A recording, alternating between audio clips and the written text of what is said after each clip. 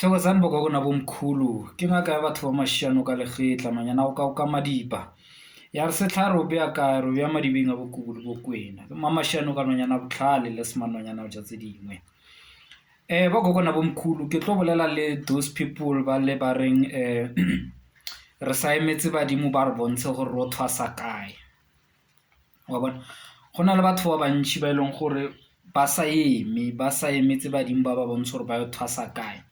Ba bangwe tshwantse ba etse mmereko ya badimo but ba sa emetse guidance ya badimo gore ba ya bjang ka mmereko ba thoma kae go batlega eng wa bona go na le ba le ba na leng di-gifts but ba sa itse gore di-gifts tsa bona di tsamaela kae a itse gore a thome kae a ye kae o kila bona you know you are gifted but gore o giftilwe ka eng you don't know sale o eme all the time dilo tsa o di stakile o zama kwa wa bona because some of lona batho ba ke bolelang ka bona ba bang la mfounela le mputse gore ke le tlhatlhobele gore tshwantse le thwase kae ntontong so ke itse ka re ke tla boa back to lena ka something se e leng gore re tla se utlwanela pila because nka se o tlhatlhobele gore tshwantse o ile thwasa ko kae ka gore should something happen ko thwasetsang ko teng le qabane if la qabana or ho fetsa go be le mo shotang o tlo boa wa supa nna hape ka monwana wa re ke nna ke itseng o thwasa ko so it's much better when dilo tse dingwe tse di tleng gore o tlo tse dikgato ka tsone o utlwe from badimo ba ga lona o ska di utlwa ka nna le re o tlhatlhobile ko nna wena you just gotta do a certain things go meeta badimo halfway or go atumetsa badimo mo wena so that o kgono create a direct message from bona bokokona bomkhulu go na le lebotlo la mhlahlandlela lebotlo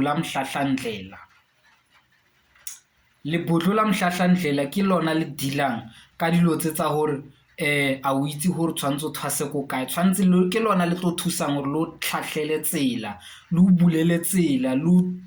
irele go be le lesedi gore o itse o bone go tshwantseng o ye ko teng he le rona le mmereko ka mo family mo e leng gore tshwantse le wetse a le itse le thoma kae le a kae le botlo la mhlahlandlela ke lona le tlhokegang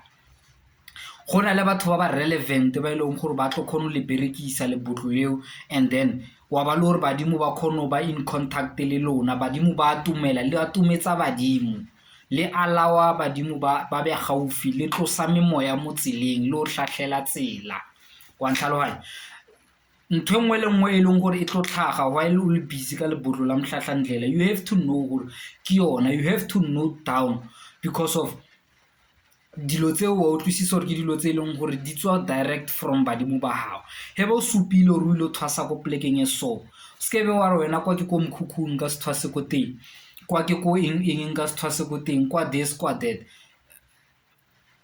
o tlebele wena o ngangisa se badimo ba gago ba o botsang bjanong in that way so lebotlo la mhlahlandlela bokokona bomkhulu le teng go na le bane ke ba emisitse ke ba botse gore sentsane re batla tsela le tsela gore re kopantshe lebotlo la mhlahlandlela and then batho ba e leng gore ba le tlhoka ba tle ba kgone go le kry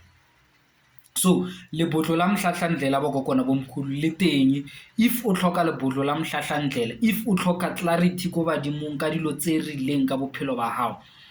o tlhoka lebotlo la mhlahlandlela so that o communicate le bona directly o ska re always o ba tloitse dilo tse tswang go badimong ba gago ya ba le gore o a tswa o ya ngakeng o ilo tlhatlhoba or o ilo femba or maybe however o ya sporofetong le wena tseya nako ya gago o kretse tshwantseng o di kreye o kreye lebotlo la mhlahlandlela like that o le berekise o kgone o communicate le badimo ba gago ke ba bantši ba lona ba e leng gore le gifted a le itse le giftilwe ka eng ba bang ba lona le batho ba ba bontshiwang gore no ntse o bontshiwa all along o itse o bona gona no a o sa bona selo he o lora o lebala ditoro sa le o lebala ditoro ba bang ba lona le thwasitse sa le o tswile thwasong a o sa gopola ditoro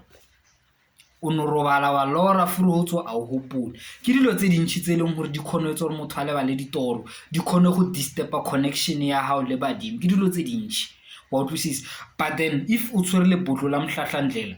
dilo tseo tsotlhe di ka kgona solvega wa ba le communication e sharp le badimo ba gago wa e bona re tlo tlhalosetsa gore le bereka bjang badimo ba bolela bjang because certain things di tlo tlhoka interpreters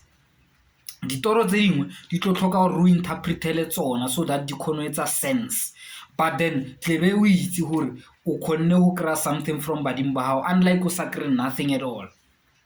So lebotlo la Mhlahlandlela le teng, lebotlo le D2 ke lebotlo le tsamaya le ntelezi ya lona.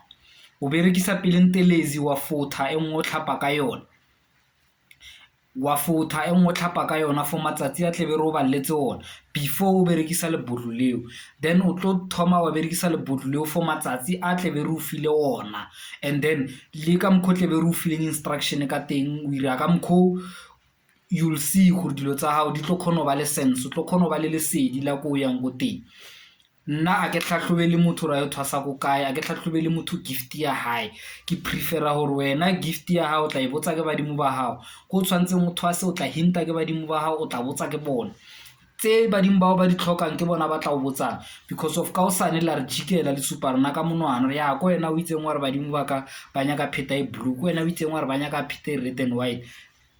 It's best di tswe from wena dilo tse gore if ne le nnete e be nnete yo berekele, if a se nnete he di o jikela se ke be wa tla wa supa rona ka monwana. So lebotlo la Mhlahlandlela le teng bo kokona bomkhulu 069 459 5491 ke WhatsApp wa phone wa buka o tlo kry-a nna direct o communicate le nna for further information ka lebotlo la Mhlahlandlela 069 459 5491. Thokozani.